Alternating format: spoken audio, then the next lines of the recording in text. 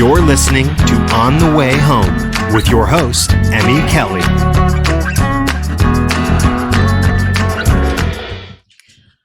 Welcome back to On the Way Home, the podcast where we explore the leaders and ideas reshaping housing and belonging across Canada. I'm your host, Emmy Kelly, and today I'm honored to be joined by Margaret Pfoh, Chief Executive Officer of the Aboriginal Housing Management Association, a proud member of the Ginaxgiik tribe and the Gisputdwada clan of the Tsimshian Nation. Margaret brings both lived cultural grounding and decades of leadership experience to advancing Indigenous housing solutions.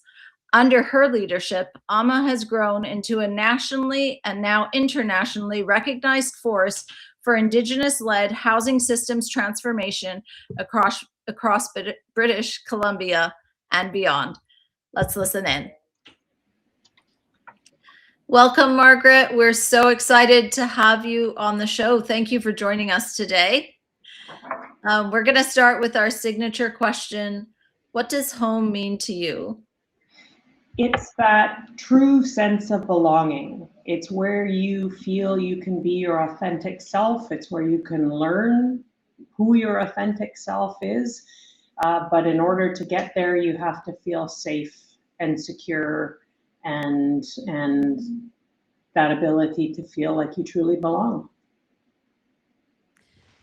And you bring deep pride in your roots, and thank you for teaching me how to say these correctly. I hope I get them right. You bring deep pride in your roots in the Ginaxgiik tribe and the Gisputdwada clan of the Tsimshian Nation. How has your cultural grounding shaped your approach to housing as not just infrastructure, but as a human right for Indigenous peoples? Yeah, thank you. Or in my language, Doiksitnun, thank you for that question. The answer is both very new to me and also very old to me. So I haven't kept it any, secret. I've publicly indicated that I'm a 60s stolen child. I used to call it 60s scoop, but I have actually only recently been truly welcomed home. And it was interesting because when I reflected on the first question on what does home mean to you, it belonging is the crux of it. But the sense of having my cultural grounding is something that has only happened in the last 18, 24 months of my life.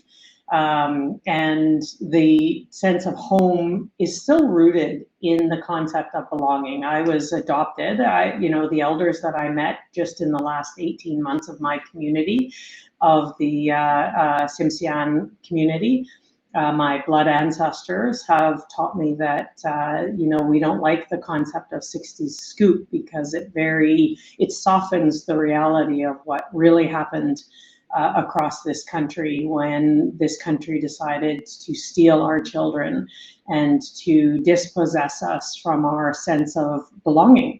And that's why for me, when I say home is that sense of belonging, I was very fortunate. I was adopted, fostered, then adopted into a beautiful family, was raised in a sense of loving and belonging. But despite having a lovely family, a strong community circle, a strong education, I always felt like there was a piece of me that never quite belonged in any world. I was fostered and adopted into a non-Indigenous family and a non-Indigenous community. And when I grew up in the community I grew up in, the local First Nations, the Haisla, lived in the Kitimat village for the most part, and very few lived in the city of Kitimat. And so it was odd for me to be visibly not white, but being raised and brought up in a community of largely non-Indigenous people, wondering why I wasn't back on the reserve of the Kitimat village. And equally had, pressure and tension points growing up where the Indigenous students would wonder why I was trying to pretend I was white. Why did I want to hang with all these white friends and white boyfriends and white family? But beneath all of that is the reality that I didn't have a choice.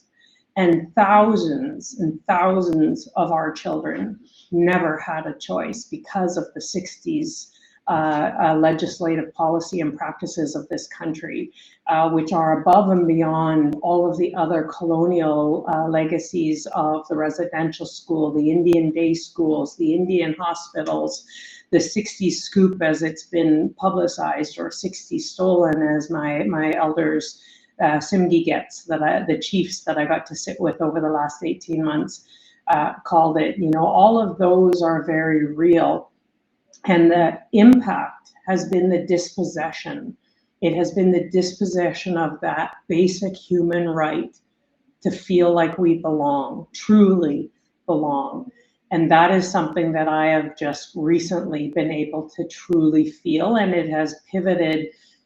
In some ways, it has pivoted everything. In other ways, it's been a real affirmation of the 30 plus years of fight that I've been doing for Indigenous housing over the last almost 33 years now, have been advocating for our urban Indigenous people, because for the most part, I've lived that. I've experienced that dispossession of being disconnected from my ancestral lands, my ancestral language, my ancestral community, and my belief in my ancestral home. And now that I've actually been to my ancestral lands, walked my ancestral lands, I've been physically and emotionally welcomed by my elders and my chiefs of the Tsimshian, from Lakwalams all the way to the Lakibu, which are the Wolf Clan that I was visiting with just this last fall. They're all my blood relations to some extent. And they literally welcomed me home, and I felt this settling in my soul of that piece of belonging that was never there, despite having a wonderful family, despite having a wonderful education and a wonderful friendship circle. I always felt like there was a piece of me that never fully belonged wherever I was. And that ability to be welcomed home to community, it's like it completed that piece of me that was missing and empty. And it was very traumatic in many ways. And I don't say it in a bad way, but I ended up crying when the elders stood up to welcome me home, because it really was that soul settling sense of belonging. And so when I think about the work that we do across BC and across the country of Canada, and in fact, all of our brothers and sisters in other parts of the colonized world, in Australia, New Zealand, the Pacific Islands, you know, the work of bringing our people truly home and helping broader community understand the dispossession and the real loss of that true sense of belonging, no matter how good of a life you give them elsewhere. There is a piece that is always missing that sometimes cannot be found, and that's all legacy pieces. And so for me, it's really empowered the work that the Aboriginal Housing Management is doing, that the National Indigenous Collaborative Housing Inc. is doing. It's affirmed for me the basic human right of self-determination, that it isn't on any other person, any other entity, any government to tell any other individual what they need to find that sense of belonging and that sense of safety. And before we go on to the next question, I'll just say, you know, I had an argument with a Grand Chief. His name is Grand Chief Doug Kelly out in the Fraser Valley. He was arguing to get some housing for a young man who was just trying to stabilize his life. But my housing facility didn't come with the wraparound supports that I knew we needed to help this young man truly stabilize. And Grand Chief Doug Kelly said to me, you know, Margaret, he just needs a safe place to rest before he can focus on anything else. And that really helped me start to frame the argument of why Indigenous solutions deserve Indigenous leadership. You know, colonial structures, colonial frameworks, non-Indigenous frameworks, no matter how well intentioning they are, still are not going to be able to intuitively help our community that are dispossessed truly find that sense of belonging and safety. Because when they feel that they are safe, when they feel that they belong, they can rest. And then when they rest, they can then focus on whatever other aspect of their life they're needing to work on, whether it's addictions, whether it's mental health, whether it's familial reconnections, children and family services, education, employment, home ownership. In order to do that, you need to have a sense of safety and security and that true sense of belonging. And so for me, being able to become culturally grounded, I mean, I've always had that vague cultural grounding because I've had a good family that made sure I understood that I was Indigenous and encouraged me to ground myself in practices. It's only really been 18 months that I've actually learned my own language, learned my own ancestral territories, and learned my own family ties. And that has been incredibly healing, but difficult. And if it's difficult for somebody like me, imagine how it is for our most vulnerable people that have been abused and truly dispossessed from their sense of belonging.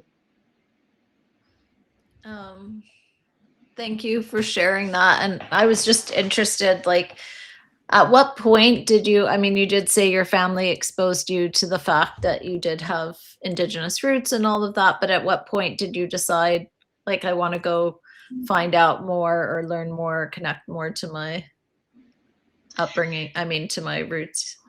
Yeah, it's actually been a long time coming. I've been blessed since I started my journey in the housing ecosystem to have elders along the way.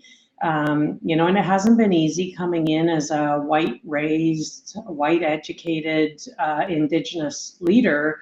You know, I unintentionally bring those colonial constructs that create trauma in my interactions with a lot of our Indigenous community. And many have called me out for that over the years. And I've been torn because, you know, on the one hand, I have a job to do, but on the other hand, this human being is telling me that I am just reharming them the way residential schools and the way other, you know, colonial institutions have harmed them. And I had, you know, really good elders right from the beginning that have always said to me, you know, one, Margaret, you're where you're meant to be. And what I lived, what I learned, what I've been educated in is going to bring us strength back to our communities and back to our people. But I also was taught by the elders that even within our Indigenous constructs, and, you know, it's not to be pan-Indianism, but in our Indigenous governance, in our Indigenous communities, there are commonalities. And amongst that is that sense of responsibility and accountability. You know, sun dancers have a responsibility to maintain their regalia and their cultural practices.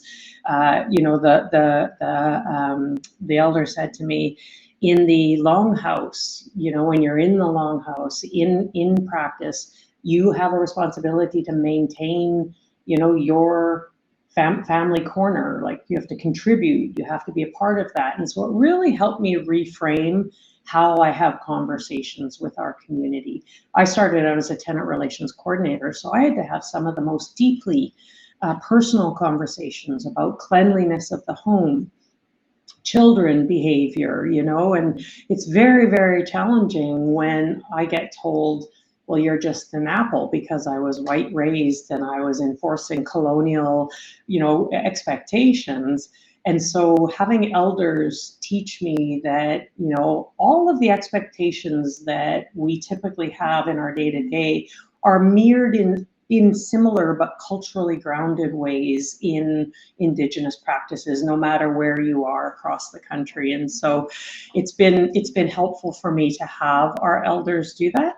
But the process of me getting actually connected to my community, to meeting my blood relations, is fraught with some of its own challenges because of the legacy of residential schools, how it tore our communities apart, how some of our communities were victimized and, you know, are living with trauma. And the fact that I was literally stolen from the birthing table created its own intergenerational trauma with my birth mother and with the families. And so trying to navigate the technicalities and the legalities and the humanities to find my way back to connecting with community took years. And it was actually serendipitous. I was doing a ceremonial opening, and it turned out my auntie, Litam Lakdao Gabao, Sharon Bryant, if she's going to hear this podcast, she'll know I said her name right, was the elder doing our opening. And she came and she was sitting, 4 feet away from me, and she looked right at me, and it was like looking in the mirror. And I remembered years earlier, an elder had said to me, "I know who you are because of how you look." And I thought, well, that seems like an odd statement, but our familial lines carry strong familial facial features. And I recognized her as being a blood relation. And so we've been connected, and she invited me to ceremony late last year. And at the ceremony, I managed to meet a bunch of my familial relations, and the Tsimshian, all the chiefs, the leaders of the community, got up and welcomed me home, and all gave me a physical hug. I cried and cried like a baby, ugly cried, felt horrible because some of them were in beautiful regalia and I was crying all over their regalia, but they told me that that's okay. And they truly gave me that final culturally safe sense of belonging. And we were able to have conversations about my life being white raised and white educated in a safe way. And it was the first real final clink to affirming everything that we do in terms of arguing for Indigenous housing. Thank you so much for sharing what brought you to this point, and under your leadership, Aboriginal Housing Management Association has become a nationally recognized leader in Indigenous housing. What would you say have been the key shifts that allowed AHMA to move from service delivery to true systems transformation? Yeah, thank you for that. And it's beyond nationally. I actually just had to turn down an invitation from the United Nations for a Women in Leadership on Housing and Climate Change. And I was one of 8 women in Canada that was selected to be fully funded to go and speak at the global conversation on housing and climate change. Unfortunately, I had to cancel for family health issues, but we're still going to be represented there. The Aboriginal Housing Management will be there because our name is known. I was also invited to the United Nations in New York. Our team is going to go. Again, I have to stay home with my family right now, but a team is heading over to New York, and we will get a 3-minute presentation to the United Nations. And all of that is because of the very foundational belief that comes from our members. When we formed over 30 years ago, we're actually having our anniversary on April 29th. When we came together over 30 years ago in response to the federal government stepping out of the housing game, they were devolving all the housing programs to the provinces. About 23 urban Indigenous housing providers came together and said that, first of all, Indigenous issues and relations are a Crown relationship with the federal government, and there's a fiduciary responsibility of the federal government to maintain any of our relationships and our programs. And there was a federal court case that was undertaken as well. But as time went on, it became clear that the devolution was going to happen no matter what, and that they were going to devolve all of the urban Native housing programs to the province of BC. And we were fortunate to come together as 23 individual housing providers and support providers. There were friendship centers and housing providers that said, we want to form our own organization, and we want the province of BC to transfer all funding authority over to us, because anything for Indigenous should be led by Indigenous. And that principle has been, spoken in the halls of all levels of government dating back to the 1940s. I can't remember what the name of the fellow was, but he had said to the Prime Minister of Canada, "Nothing about us without us," and that really is founded on the basic human right of self-determination. And that's the foundation of the Aboriginal Housing Management Association, is that just because we've been dispossessed in many different ways, but dispossessed from our sense of belonging to the distinctions-based, identifications of First Nations, Métis, Inuit, does not mean that we have ever ceded our basic inherent rights as humans, never mind as Indigenous peoples, and the right to self-determination, because we understood the absolute lack of sense of safety of our Indigenous people as they navigated their ways into urban, rural, and northern, aka off-reserve communities across Canada. We argued with the province of BC, and we've been fortunate to have successive governments here in British Columbia that have supported us over the last 30 years. We signed an agreement with the province of BC, originally called the AHMA, which was the Aboriginal Social Housing Management Agreement. Governments, as they do, start to change their language, and they now called it the Indigenous, I think in 2012, it shifted to Indigenous, so it's now the Indigenous Social Housing Management Agreement. It was kind of mirrored off of the social housing agreements between the federal and provincial territorial agreements that were negotiated across Canada. BC was one of the last governments to sign on the Shaw Agreement, and one of their reasons is because they wanted to support the self-determination of urban Indigenous housing and leadership.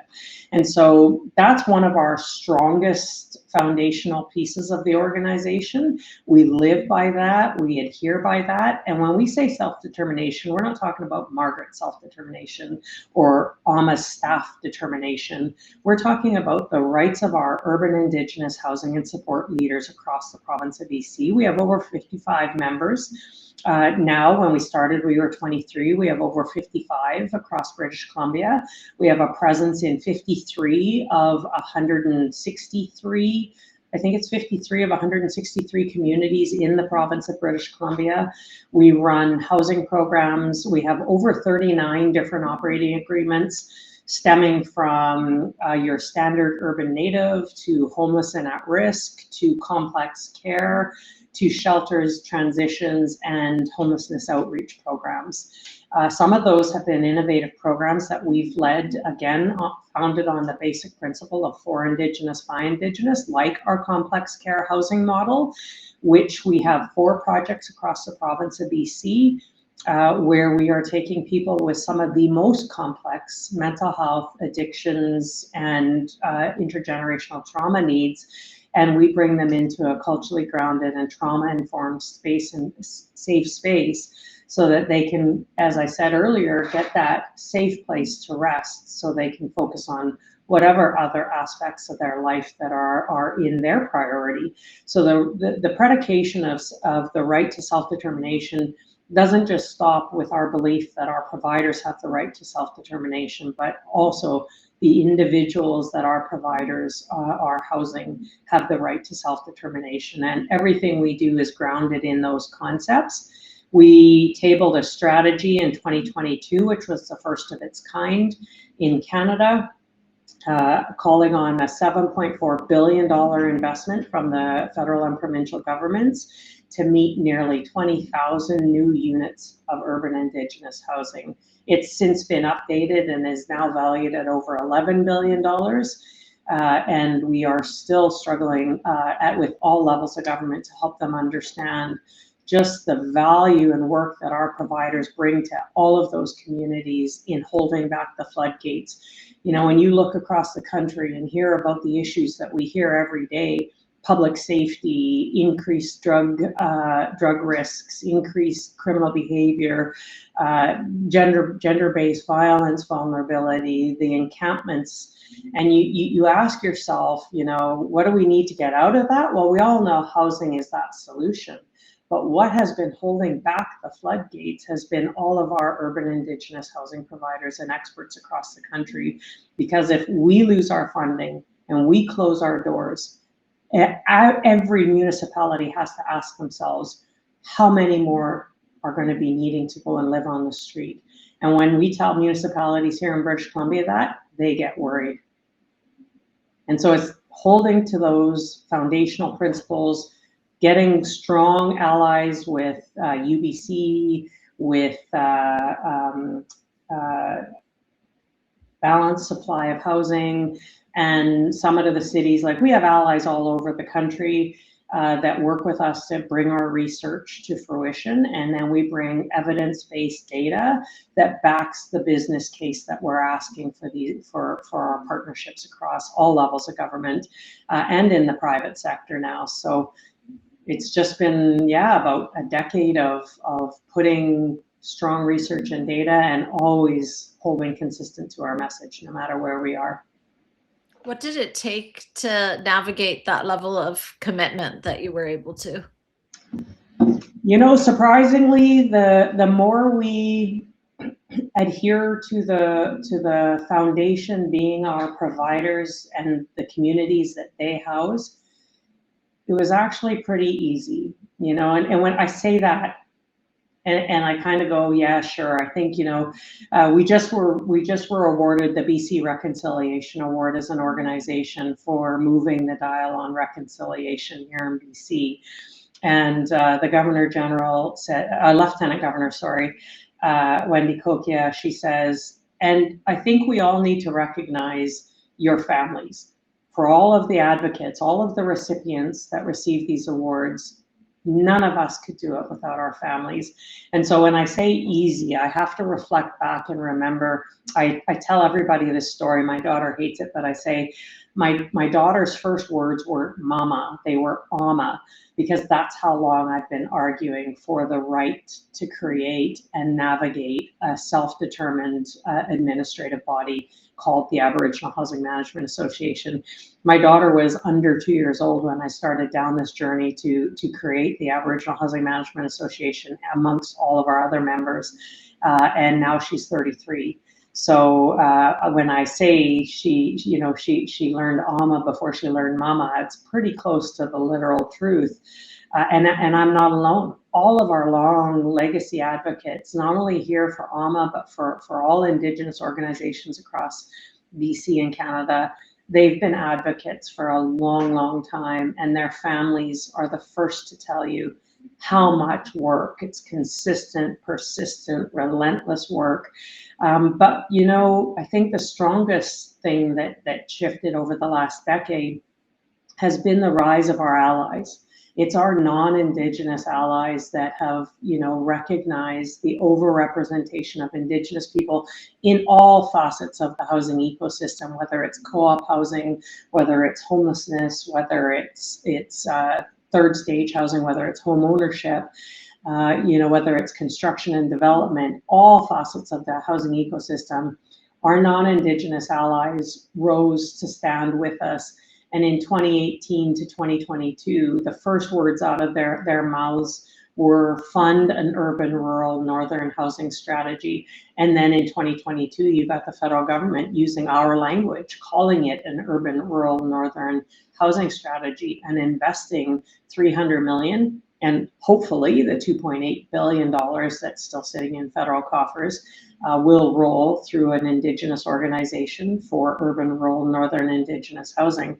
But that couldn't have happened without having our allies. So when I say easy, it became easier when that other concept of belonging meant that our non-Indigenous allies were using our language and using our ask and making it their first priority. CHRA, CHF Canada, OFIFC,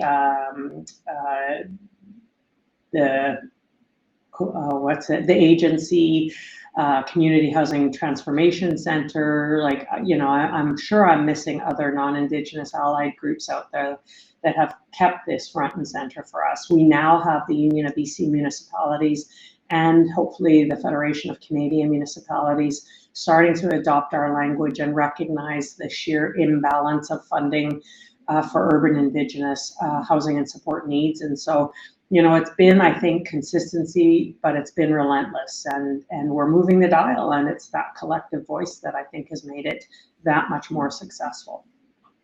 And what would you say from all the work that you've done across, government systems, et cetera, when it comes to homelessness, encampment responses, public safety, what do you see as the biggest gaps in how we're approaching Indigenous housing solutions now? Yeah, I mean, once again, I think the real missing piece here is for Indigenous, by Indigenous. We've seen non-Indigenous, well-intending organizations come to the forefront. We've partnered with a number that are willing to take that pause and recognize that sometimes more harm can occur when they don't understand the real trauma that has led to why we have that overrepresentation in homelessness encampments. And we know that it can range anywhere from 30% to, when you get to some of our more rural and remote, it can get up to 99% when I talk to my partners at the Ontario Aboriginal Housing Services Organization in Ontario, excuse me. They will tell you, and I've seen it here in British Columbia, when you get into some of our more northern and remote communities, the representation amongst the homelessness and or the encampments are around 99% being Indigenous. And so what happens is governments at all levels typically have this status quo modus of operandi, where they typically go to the known entities that deliver community services. And we've seen unintentional harm occur when you have non-Indigenous community entities delivering to primarily Indigenous targeted populations, because they're not realizing that their approach and their framework is actually causing more trauma and creating more barriers. We had a lived experience panel, interestingly enough, come to a leadership gathering that Connective hosts annually.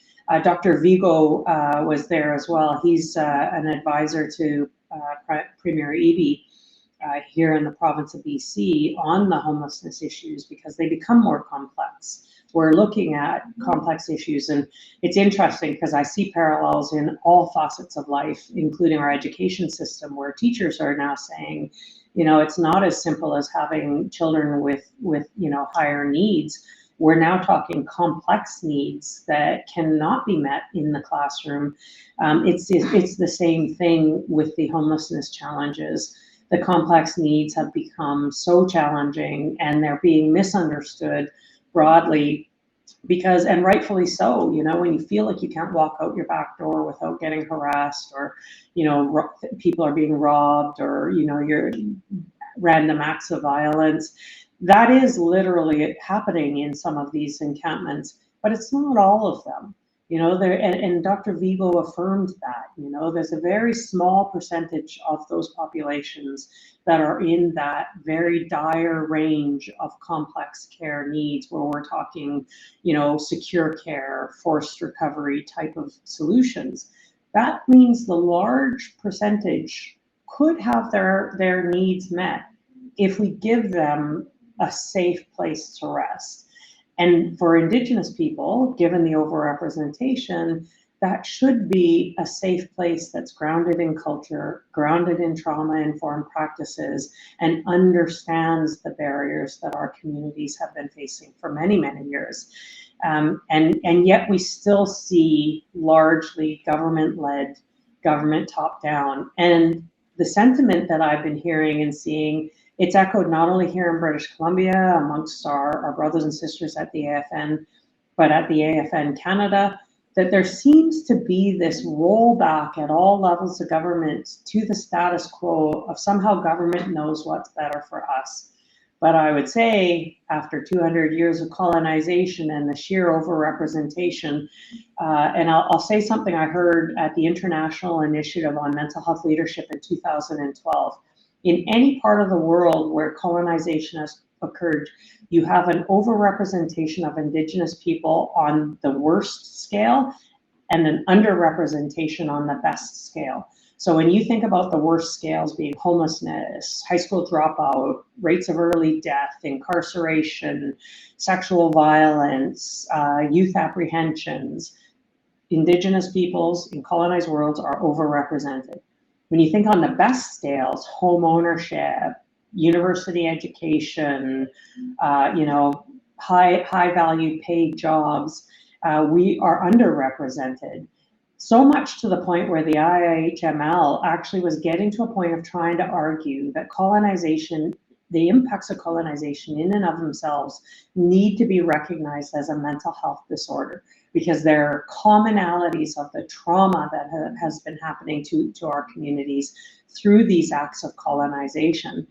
And so when I think about the work that our providers do, the expertise that they bring to the table every day in all of those facets of life, whether it's children, family services, gender-based violence, shelters, transition houses, stable homes, you know, they bring an expertise, but they also bring that culturally grounded practice and approach that gives our people that moment's rest so that they can focus on any facets of their life. And so that's the link I think that's missing right now, is that we don't see a lot of for Indigenous, by Indigenous-led solutions being fully funded and adequately funded.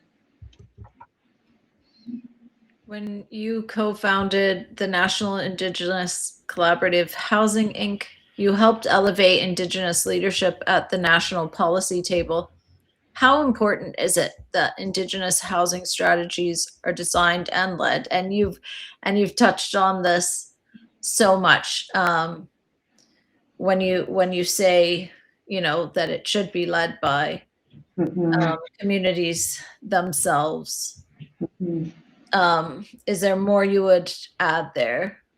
Yeah, I have a really good friend and mentor. Her name is Carol-Ann Hilton. She leads the Indigenomics Institute, and her and a mutual mentor of ours, you know, always have had this concept of our Indigenous peoples taking our rightful seats at the economic tables of this country. And, you know, I don't want to misquote her, but, you know, in her Indigenomics work, she talks about the multi-billion-dollar economic table that everybody else is sitting at, that the Indigenous economy, you know, through our land stewardship, through our language stewardship, through our educational and our housing institutions, we have a rightful place to sit at those economic tables of Canada, and that's all we ever ask for. And that's a language that I pivoted after I started working with Carol-Ann and Patrick Kelly about 6 or 7 years ago. I started arguing, anytime I sit with government, we have an inherent right to assume our seat at the table. You don't get to dictate to us that we can't sit at this table. And if you're not going to make space for us to sit at this table, we'll find our own table then until you actually recognize us. And that's really the foundation of what AHMA did. It's the foundation of Nietzsche. I'll tell you, I was at the Canadian Housing and Renewal Association's Housing on the Hill event, and it was the Minister Ahmed Hussein, I think at the time, Minister of Housing, and we were negotiating on the concept of for Indigenous, by Indigenous, that why can't we just create our own national Indigenous housing body? And they were, you know, stuck in the big politics of the distinctions based. Well, what about the AFN? What about the Métis? What about the Inuit? And, you know, as somebody who's been dispossessed until recently, you know, and even through my reconnection to my community, it's only affirming that I am still a First Nations woman, despite the dispossession that occurred to me. And in spite of the fact that I have actually made a reconnection to my traditional and ancestral communities, I am still dispossessed from the big politics of my First Nation and whatever my First Nation negotiates with the province and with the country of Canada, because I don't live on my reserve. And for a multitude of reasons, that's the reality of 70 to 80% of all Indigenous people under all distinctions-based categories. And so when I saw Minister Hussein and he threw those at me, they used to cause a little bit of trauma. In fact, I think I did tell one minister at one point that I felt morally wounded when they told me that they can't do anything more for AHMA without us getting a First Nations approval. Because to tell somebody who's been 60 stolen, who had not been, you know, welcomed home, had not felt that tie to my land and to my language and to my community, it's traumatic to be told, what, I don't belong again? Is that what you're telling me? And so when Minister Hussein said, well, what about the First Nations? I've since developed the business reality that is a politics that is beyond me. That is a politic issue that the AFN rightfully has to hold with the province, with the country. But us urban Indigenous people, we have never ceded our rights to self-determination, and we have never ceded our rights to assume our seat at the economic tables of Canada as well. And so when I say we advocate for all levels of government on that, we also advocate with our brothers and sisters at the AFN, at Métis Nations, and at Inuit Katamek Taparit, that we have a right to sit at these tables because it's our people that we're all arguing for. And AHMA launched first of their kind initiatives like the Urban, Rural, and Northern Indigenous Housing Strategy in BC, which you mentioned earlier. How do these strategies help to shift the narrative from crisis response to long-term systems planning? Yeah, I mean, again, it comes back from having amazing mentors like Patrick Kelly, who said to me, what do you bring to the table? And I remember looking at him thinking, what a silly question. We bring expertise, knowledge, blah. And he's like, yeah, but what do you bring to the table? Well, what I can tell you now is that strategy is evidence-based, it's heavily research-based, it has never been contested by any level of government, and partly because government was at the table when we created that strategy. We had all levels of government and all levels of allies at that table to create that strategy. But the reality is our providers have already been evidencing their expertise, their business savviness. As a founding member, Rosanna McGregor, is fond of saying, we've paid off our mortgages, we've disposed of our assets and then reinvested in new developments. We've got organizations across BC that took their aging assets, sold them, reinvested those monies into new proposal calls, and have parlayed, I'll give you an example of Mamala Quisam Housing Society. We sold 25 units when I was their executive director. We sold 25 housing units across the Fraser Valley, and they put back to ground nearly 200 brand new housing units. So our providers are the experts, and they are strong business partners and allies, and they always have been to any municipality across the country of Canada. So I can now say that the reason that our strategy is standing strong still is because our providers own over $1 billion in assets. We bring more than $2 billion in tax base to the property taxes across the province of British Columbia. And that doesn't even begin to talk about the economic tables of employment, of stability that we bring to the table. And I mean, I'll just say one more thing about it. I've got a sister who works for Air Canada, and she said to me that because she's based out of Vancouver, there are Air Canada employees that are living in the parking lot because they can't afford the rent or can't find affordable living in the city of Vancouver to keep them close to their base. And they're not alone. You see that happening more and more and more, where we're seeing, people not getting paid enough money to be able to find affordable rentals in their community that they work in. And so they're having to get creative and live in Air Canada employment parking lots.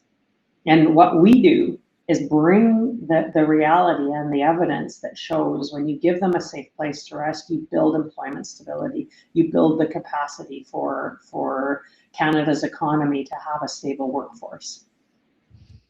So looking ahead, I know you talked about in terms of policy commitment for Indigenous, by Indigenous. Are there other investment benchmarks that you would say are most urgently needed to ensure that Indigenous-led housing and supportive services are fully resourced across BC and Canada? Yeah, absolutely. And, we're facing a real uphill battle here in BC right now.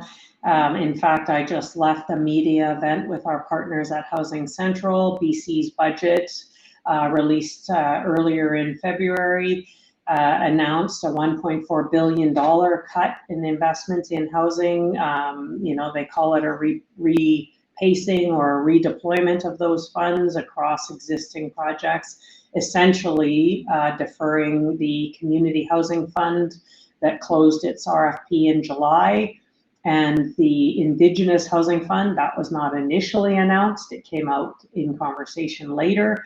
A bunch of Indigenous Housing Fund projects from 2023-2024 that were thought to have been approved are all being deferred or repaced, which for most not-for-profit providers essentially equates to cancellation of their projects because they don't have the kind of equity in their housing funding models to continue to bridge a shovel-ready project in perpetuity until the province decides what repacing looks like.